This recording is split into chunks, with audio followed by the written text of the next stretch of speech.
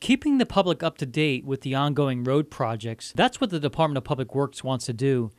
DPW Director Andy Leon Guerrero says he needs to be more proactive in having the community aware of the current road projects. He says it's important to update everyone on the pace of these projects and when these projects are expected to be completed.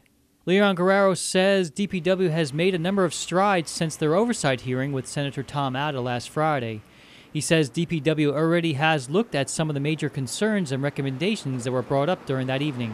Some of them centers around the tri-intersection. Some of the recommendations that were made were to maybe have some sort of police officer during peak hours to see if they can help with traffic flows.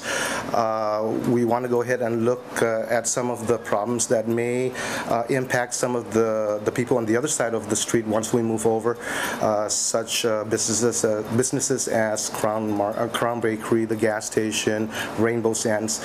These businesses will be affected once we move over to the other side. Leon Guerrero says they want to mitigate some of the existing problems by using emergency flashing lights to give motorists a better indication of where the lanes are and where they can enter and cannot enter. He says they will try to find ways to help the local businesses in that area. We're certainly going to find ways to help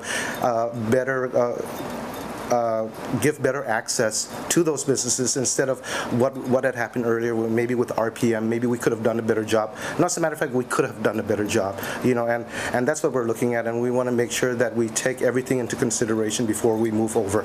We're even actually going to go and see these businesses, talk to them, find out what are some of the ways we can, some of the ways that we can help them at the same time so that we don't impact their business as much as if we hadn't done that. In addition to the tri-intersection, Leon Guerrero talked about the progress in Sinahanya. He says if everything goes well over the weekend, they will lay the base course portion of Route 4 at the intersection near the Sinahanya Mobile and 76 gas stations. Once that is done, this will allow DPW to open up both the east and westbound lanes. Leon Guerrero says from this point on, he will give DPW updates to the public once every 2 weeks. David Macaluso, PNC News.